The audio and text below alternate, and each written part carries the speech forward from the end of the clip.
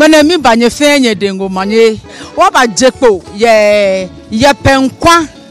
ake ma gbeji ye penkwa shi akpato wie mo hie ni mwene achole apenkwa woka ni chumoko ebote mami mwene wona ake wonu joy bibi ni o mami amemli echi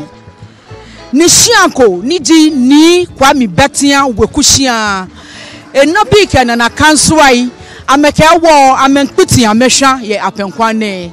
ni kachono no ngmene amensmo na amekpa ma koni amesa mamli ene ewo wo jeshishika je apenkwa Eternity Presbyterian asafo ehi ni ame school le chano no heni ana woni ne ehye ame school no kwalo no wo basmo no wakala agbasande kuku o fai ne meni je ogbe ne kanin gbe lakabu acho mi Seidu Abdullahi. Wow, Seidu Abdullahi. Ni na pe Seidu Abdullahi Shiboko Presbyterian School eno. Ofa ne ni chumu ewo. Ega akamba ke mba chuni. Ewo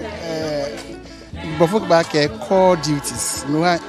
on your BNA. Ono fe no ni Presby Asafo Eternity Congregation fi osani nke ya wo. Ega Shaboni akama baba akamba chuni ele mba fita weku e mba fita kutu e osani no fie no nge ya wo ni ma chuni e boni sa ni ngmene woni ni wo chu wona wona ake oje school lemli oba demo wo masai oba fata wo heke ni bi meni oyo ke mo ye woni chu wona baba ba ke motivation mba mo shi ma wo nye wale nke ne ke tene ni ameji ame ke wo ngene ma wo ke nungbo swade nti e bi e sure ni eya unto nke se be ko fio se fio nko bi e ko mi pe ke bi e ni kaselo e gbe mi ya gejo ni gbeni mi ha TV bi e o manye mi da mi shiwa aka amebuo ya kunta na ameba ni ngene gbina baba ko ba no ni wo fio ye bi e acho mi kada ni betia enabi jimi ebi ni ji na kuchokura na acho lanti ago ebi jimi na kanswa bi e amefi yake ngena men yafi ame aika ayo osu afie eno chi lo gbe enyo ko hwe mi kaka ma me ya afie ye hia mi wo bia ne kanya na no ko ni ya no be afie mi wo yo ye hia ni oboda ele injela shi ini ntoto ke obrayo ko ni ja penkwa na achole betia hishi ewo be ha ni inja penkwa ni injela hu ewo betia ni akeleto apenkwa na kanso ajimi no an mi na ke owo atade ko nyangma ni betia ye hie ni ngmene na me sani wo ne ka atade na ko meni poten jino ni yefi ya penkwa ma na mi ngmene aka apenkwa bi apenkwa shikwan bi ni ehye afi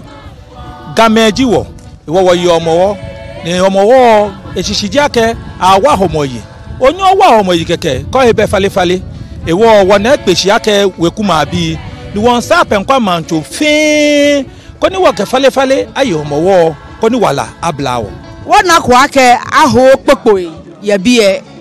me beji gbina ba aho popo ye popele aba aho wo shimene wo fi ake won sa maami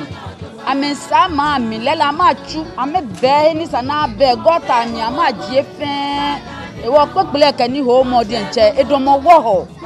ho jigbina ba aho popo wo be ni chuan ke ka jije chere wo anyu akpe mo fe mo ni de ko ne